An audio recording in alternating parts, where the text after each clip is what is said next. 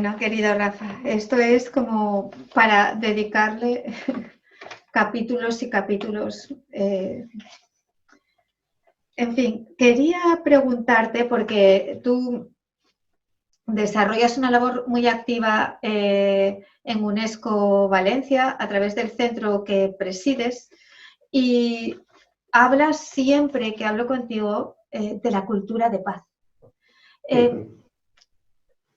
Para muchas personas UNESCO, ¿a qué se dedica? Es un arcano. No dicen, bueno, UNESCO, pero nadie sabe muy bien en general, a no ser que estés ahí dentro, ¿no? A qué se está dedicando y qué tipo de actividades realiza y cuál es el sentido de UNESCO. Y la cultura de paz, ¿cómo se está enfocando en este momento y qué sentido tiene? Bueno, en primer lugar, UNESCO es una organización que pertenece a Naciones Unidas. Nació junto con ella en 1945. Y, digamos, el lema con el que nace precisamente es, ya que las guerras nacen en la mente de los hombres, hay que sembrar la paz en la mente también de los seres humanos. Entonces, a través del desarrollo de la cultura, de la ciencia, de la comunicación y fundamentalmente de la educación, es que trabaja esta organización a nivel internacional y nosotros pertenecemos, el Centro de Valencia, pertenece a la red civil de lo que es, digamos, la institución o la organización de UNESCO. En España somos aproximadamente unos 20 centros UNESCO que formamos esta red civil nacional. Curiosamente, fijaros, en el año 46, cuando una vez se ha fundado UNESCO, se propuso a las personalidades y a las instituciones más relevantes que escribieran memorandos para promocionar un cambio de mentalidad y de actitud para evitar en el futuro el drama de que aconteciera una nueva guerra, una guerra atómica. Y entre ellos se le pidió un memorándum también a Jun. Jun hizo su memorándum, lo presentó, pero en París no se llegó a discutir el memorándum de Jun. Curiosamente se discutió el de Freud, el de otras instituciones, Tavistock, etc., pero la de Jun no salió del cajón en aquella discusión. Y precisamente él ponía el acento en la autoeducación de los líderes y de los maestros, algo para lo que la sociedad de alguna forma aún no estaba preparada. Porque esto representa fundamentalmente la cuestión de los valores éticos y de los valores individuales. Es quizás ahora, 75 años después, porque este año celebramos el aniversario, que quizás esta catástrofe mundial, esta crisis que a todos nos ha cogido, quizá es el momento de poder considerar este memorándum de Jun y considerar esta cuestión de los valores éticos y de las responsabilidades. Nosotros en el Centro UNESCO de Valencia, nuestro centro abarca también el área mediterránea, seguimos la línea que propuso Federico Mayor cuando estuvo de director general de UNESCO. Él fue 12 años el director general en París y él propuso la cultura de paz. Entonces, nosotros participamos de esa línea de su trabajo, estamos en contacto con él y él, fijaros, hizo una cosa muy importante y es que cuando se proclamaron los 50 años de la Declaración de Derechos Humanos, él solicitó también por qué no hacer una declaración universal de responsabilidades y deberes humanos y que fuera un complemento a la Declaración de los Derechos Humanos. Y esto se llevó a cabo precisamente aquí, en Valencia, se creó la Fundación Tercer Milenio y se redactaron, se hicieron las discusiones, vinieron cerca de un centenar de personalidades del mundo. Durante 2 años se hicieron las discusiones, se prepararon los protocolos y se redactaron en Valencia esta Declaración Universal de Responsabilidades y Deberes Humanos. Pero lo que sucedió fue que Sudáfrica, en aquel tiempo todavía en la fase del apartheid, fue la que puso el veto en la Asamblea General de UNESCO para que se ratificara esta declaración. Con lo cual, ahora que celebramos el 75 aniversario de Naciones Unidas y de UNESCO, y se celebra también el 20 aniversario de esta declaración en Valencia, vamos a intentar soplar sobre aquellas brasas que quedaron, a ver si es posible que ahora, ante esta situación que el mundo está reclamando responsabilidades y deberes, se pueda proclamar definitivamente en la Asamblea General de UNESCO y después en Naciones Unidas para que sea un documento histórico del mismo valor o más que el que puede tener en la Declaración de los Derechos Humanos. Querido Rafael, una curiosidad. ¿Se está haciendo campaña de formación en este campo de cultura de paz dentro, por ejemplo, de centros educativos, colegios, institutos, universidades o a nivel social, dentro de centros sociales, un poco para despertar esta cultura de paz en todas las personas? Porque si no vivimos con tanta prisa y tan neurotizados que básicamente nos dejamos ir en el día a día, en los hábitos, en todo este espíritu de corre, corre, y olvidamos la cultura de paz. Desde luego que existen programas internacionales en relación a cultura de paz y de hecho hace 2 años se proclamó el Día Internacional de la Convivencia en Paz, que es el 16 de mayo, hace unos días que se celebró, que fue promovida por el líder sufi argelino Sheikh Bentounès, y toda en Naciones Unidas, la Asamblea General, por unanimidad, votó que era necesario hacer, digamos, una proclamación de un Día Internacional para la Convivencia en Paz. A partir de ahí han salido muchos programas educativos y en el Foro de la Convivencia de Córdoba recientemente nos reunimos por segunda vez y acudieron jóvenes de 40 nacionalidades. Verdaderamente es una cosa que va tomando una fuerza desde un plano, digamos, de la juventud, porque es necesario y UNESCO tomó el problema de la educación como uno de los pilares fundamentales para la promoción de los valores, ¿no? Desde el Centro UNESCO de Valencia lo que promovemos es una unidad didáctica. Hemos ido a algunos colegios a invitarles a los jóvenes a reflexionar en torno a los valores y a esto que decíamos antes, a la búsqueda de un mito para nuestro tiempo, ¿no? Los mitos son como los cuentos que traen una moraleja, ¿no? El mito que nosotros necesitamos es el mito del héroe, el mito del tesoro, el mito de un lugar central que dé sentido a la juventud. Ellos ven en las películas de Star Wars, por ejemplo, la búsqueda de la fuerza, ¿no? Es esa búsqueda de aquello que es valioso y que puede poner a salvo, digamos, a la humanidad. Entonces, es necesario encontrar estos elementos que den coherencia y fortaleza a nuestro imaginario, digamos, colectivo, y los jóvenes son aquellos que lo han de construir de alguna forma en ellos. Nosotros vemos cómo los modelos sociales han ido adaptándose. Tenemos ahora la ONU en el campo sociopolítico, por ejemplo, ¿no? La ONU, UNESCO, la Declaración de Derechos, ahora la Declaración de Deberes, pero también en el ámbito de la confesional también tenemos el diálogo interreligioso avanzado de una manera enorme. Y tenemos, por ejemplo, la Bahá'í, es un poco desconocida, pero ellos fueron los reformadores del Islam y es una religión que une en ellas a todas las religiones anteriores. Y esto es muy importante, es un símbolo de unión de la humanidad, de las diferentes creencias. UNESCO recientemente, en el año creo que fue en el 2008, declaró como patrimonio universal el templo que los Bahá'í tienen en Haifa, en Israel.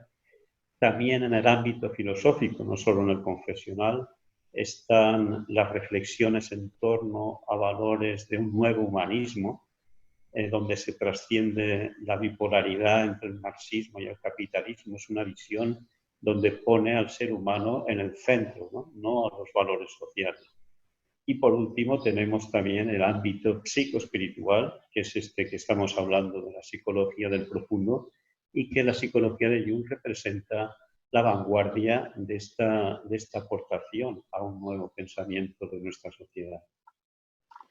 En la búsqueda de nuevos símbolos, Sí. bueno, que esto no es nuevo, pero me gustaría que nos hablases, querido Rafael, porque tuve el privilegio de visitar contigo la Catedral de Valencia y seguir tu consejo de ir a la Misa del Grial, de la Capilla del Grial. Me quedé muy, muy impactada, pero lo que más me impactó después de vivir esa maravilla que conmovió mi corazón y cómo sacan la reliquia, el Santo Grial, todo lo que se vive allí, en ese lugar sagrado, es que casi nadie sabe en España, o sea, bueno, casi nadie, pocos en España, perdón, conocen que el Grial está en la Catedral de Valencia. Y menos de esta misa que se hace, creo, todos los días, ¿no? A las 9 de la mañana, no me acuerdo muy bien. Me gustaría que nos hablaras del Grial de Valencia, un nuevo mito para nuestro tiempo. Y vamos a dejarlo ahí. Y también un poco la relación con el arquetipo del caballero y del Cid campeador. Bien, son dos temas que me gustan mucho, como sabes. Tenemos en Valencia el privilegio de tener esta extraordinaria joya de la orfebrería mozárabe medieval, que es el Grial de Valencia, que más allá de su dimensión legendaria, mítica, histórica, religiosa, representa en sí un símbolo de unidad y de totalidad, porque sabes que contiene elementos que pertenecen a las tres culturas. La superior es una copa del siglo I antes de Cristo, que fue usada en los ritos de la Pascua hebrea, que se supone que pudo estar en la mesa de la última cena de Jesús con sus discípulos. Pero lo curioso de esta obra de arte del Grial de Valencia es que la parte inferior es una naveta que tiene una inscripción en árabe que pone Lil Zahira, que quiere decir para la más radiante, para la más luminosa, para la más floreciente. Un misterio que no sabemos, hay diversas interpretaciones, pero esa es la evidencia, que ahora el Grial no solamente es judeocristiano, sino también es musulmán, concretamente en esta obra del orfebre que construyó este cáliz. Una pregunta, dices que dice para la más, femenino. Sí, eso es curioso. La profesora de árabe de la Universidad de Valencia, ella dice que sin duda alguna es un adjetivo femenino. Volvemos otra vez al misterio de eso que nos falta a nosotros, que es esa relación con el inconsciente, con la naturaleza, con las emociones, con los sentimientos. Y el otro símbolo que une estos dos vasos, el vaso superior y el vaso inferior, el orfebre hizo un árbol de la vida, que tiene la silueta de un corazón. Y en el centro está, digamos, el símbolo tradicional del nudo de Salomón, que la tradición cuenta que aquello que es atado con este nudo ya no podrá ser nunca más separado.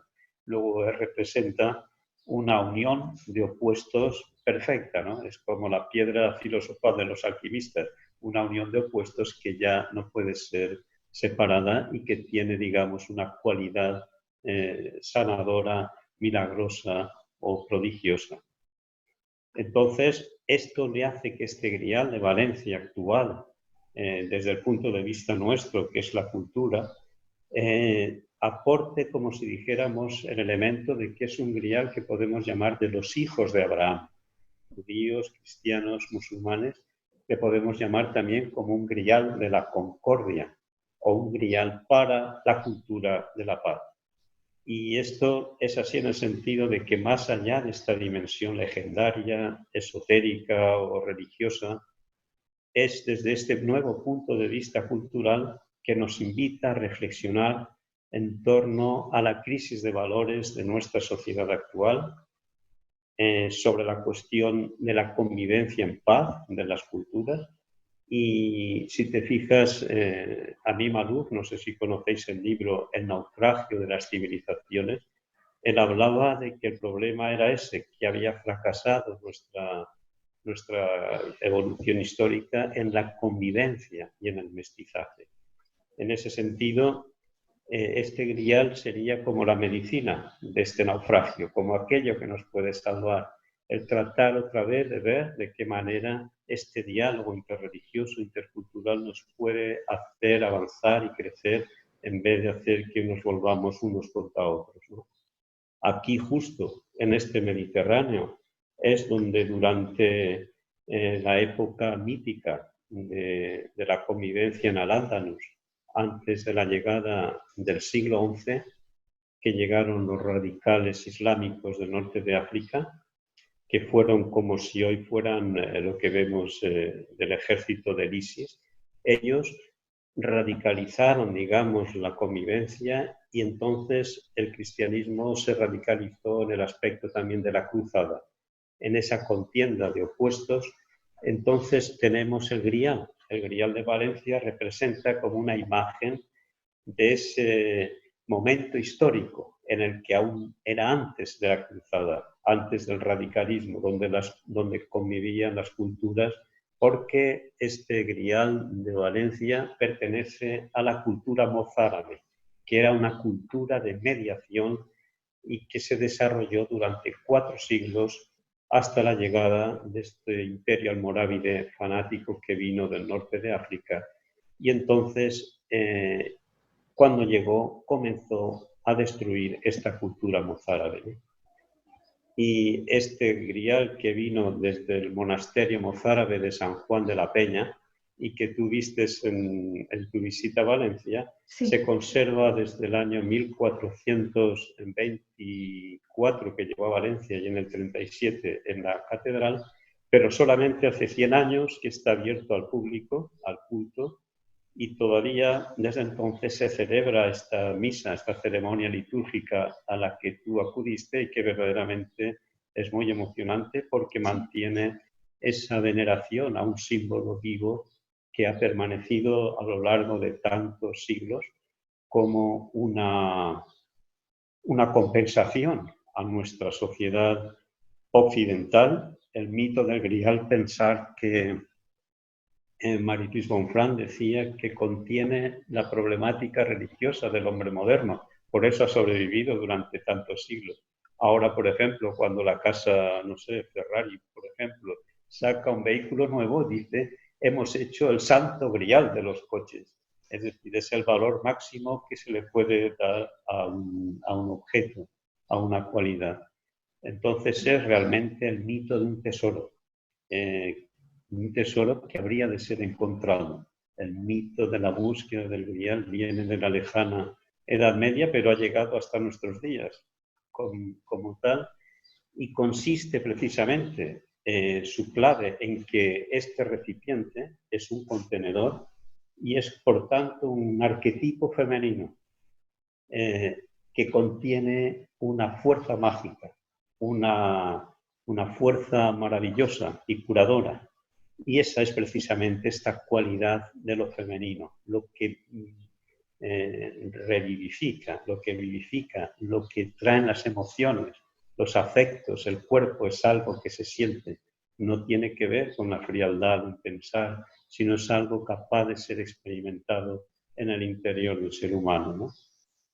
Y esto es de alguna forma lo que este mito ha hecho a lo largo de los siglos, es compensar nuestro mito cristiano oficial, porque en el mito cristiano oficial se había exaltado demasiado, digamos, el lado espiritual, el lado idealista, pero se había denigrado o dejado de lado el aspecto de la naturaleza femenina, del lado de los sentimientos, de las emociones, que quedaba, digamos, relegado de su altar.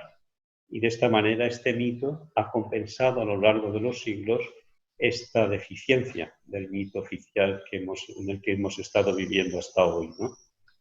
Por eso, desde el punto de vista psicológico, podemos decir que representa un mito, pero es un símbolo de transición, que es como una puerta que nos puede abrir a nuestro mundo interior, ¿no? A un mundo trascendente, o lo que es lo mismo, con el inconsciente, con el problema del alma al que tú aludías.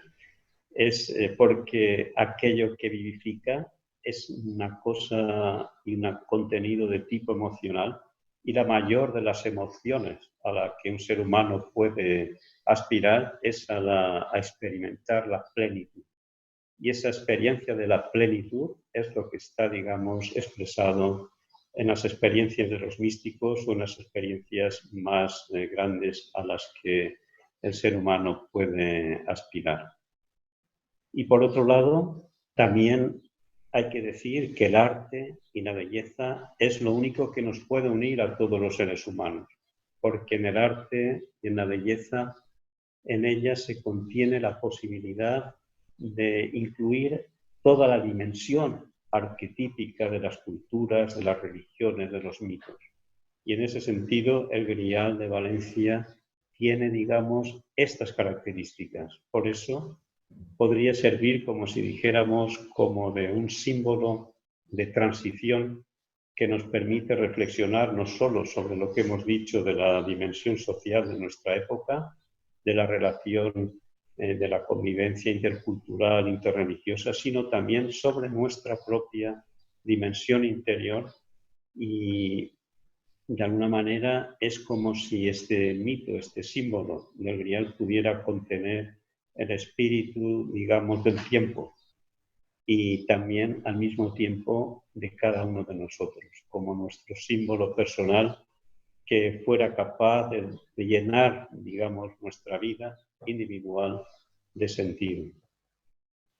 Y esto es de alguna forma un misterio, el que este Grial se haya mantenido durante tiempo en la catedral, se siga venerando y en los últimos 20 años haya adquirido una enorme relevancia.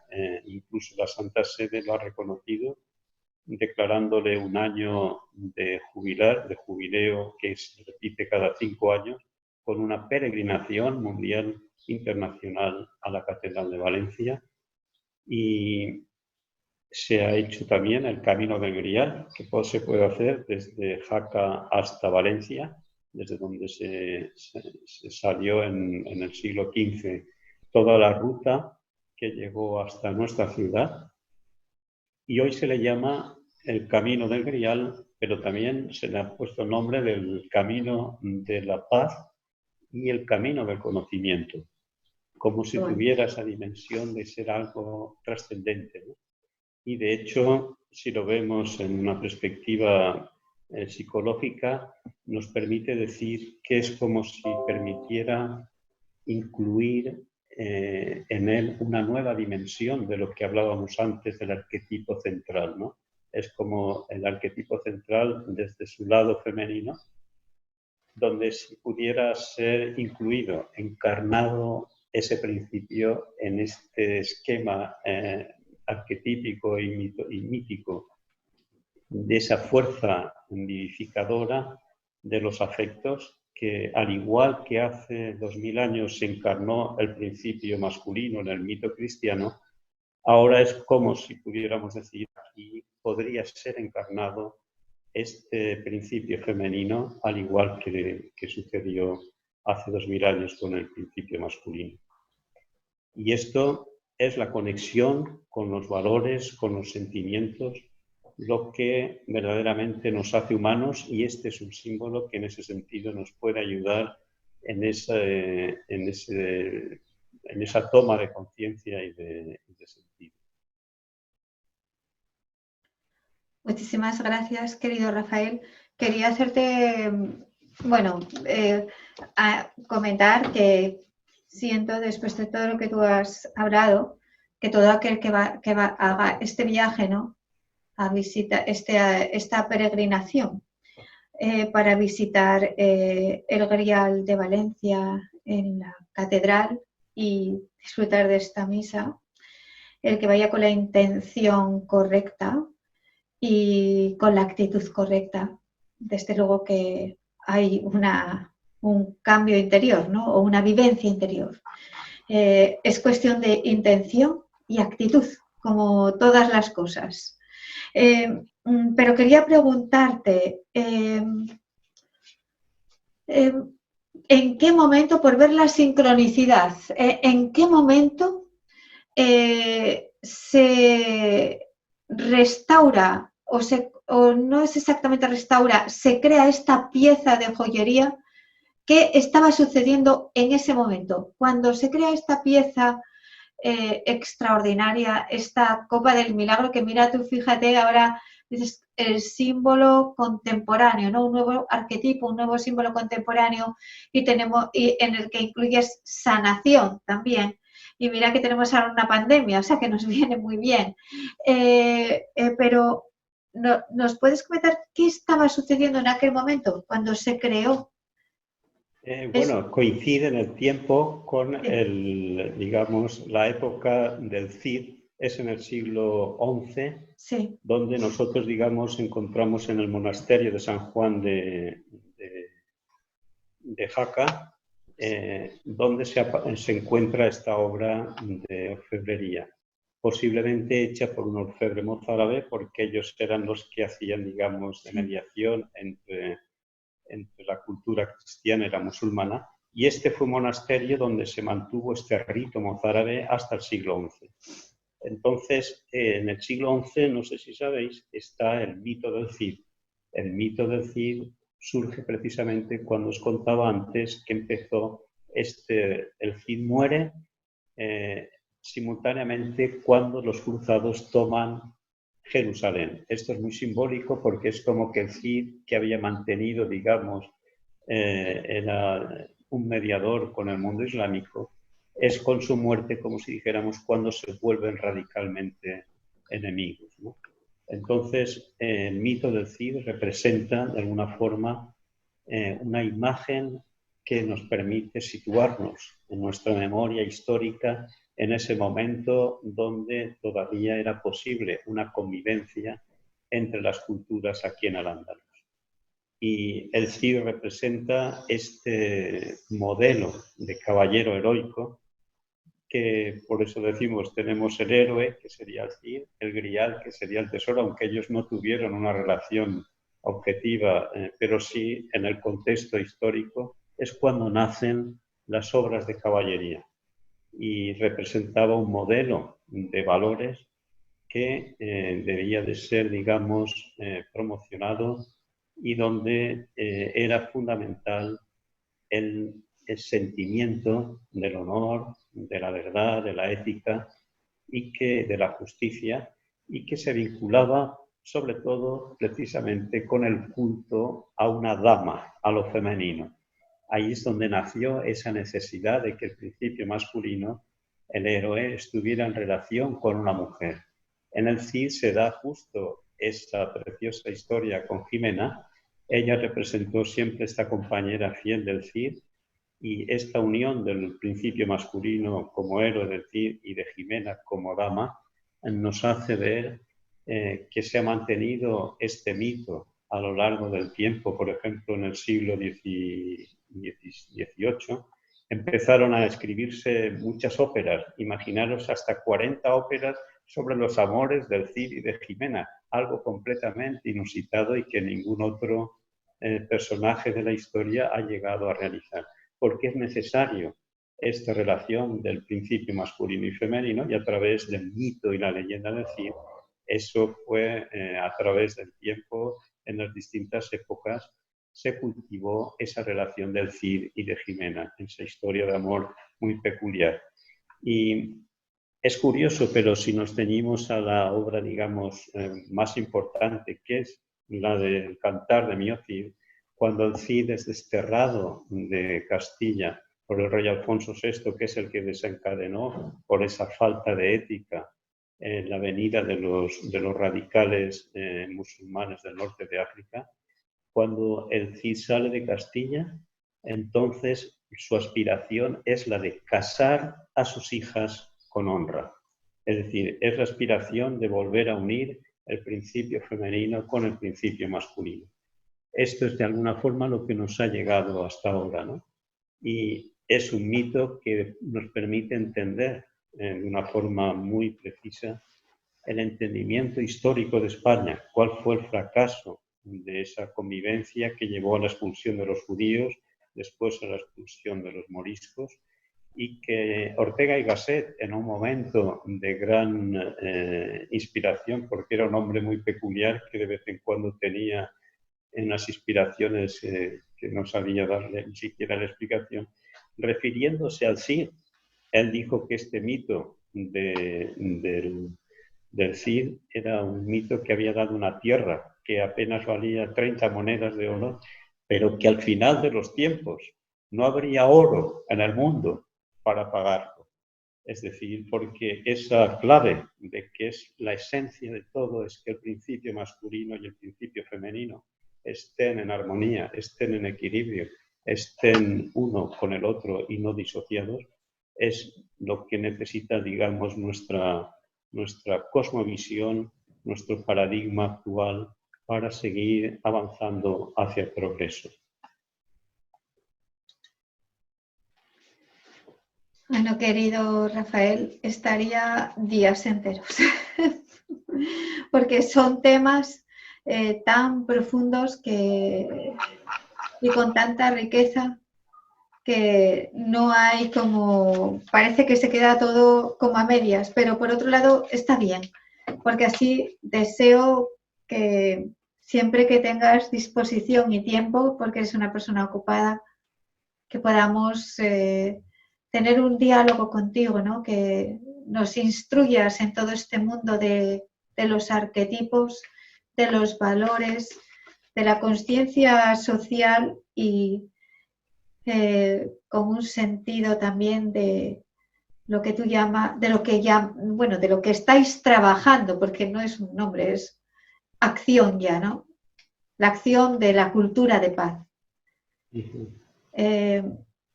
La verdad que es todo un universo en el que se entrelaza todo.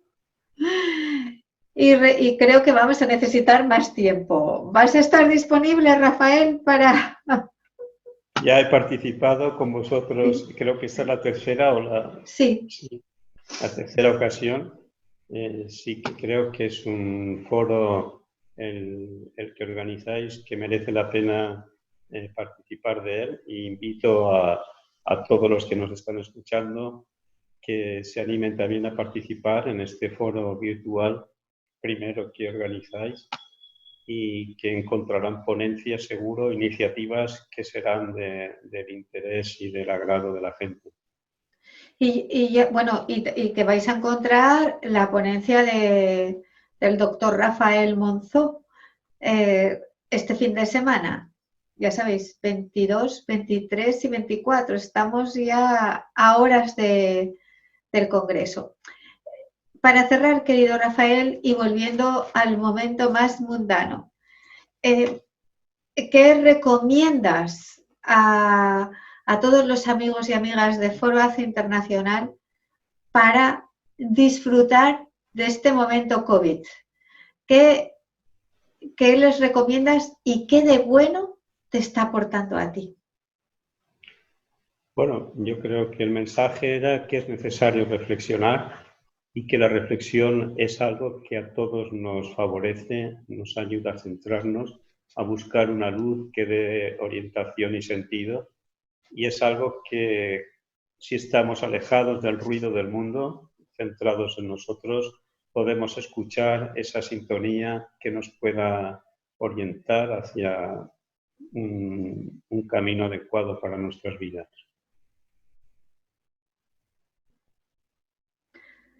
Bueno, pues muchísimas gracias Nos encontramos contigo dentro del foro ACCE dentro de nada de horas, como el que dice. El viernes comenzamos.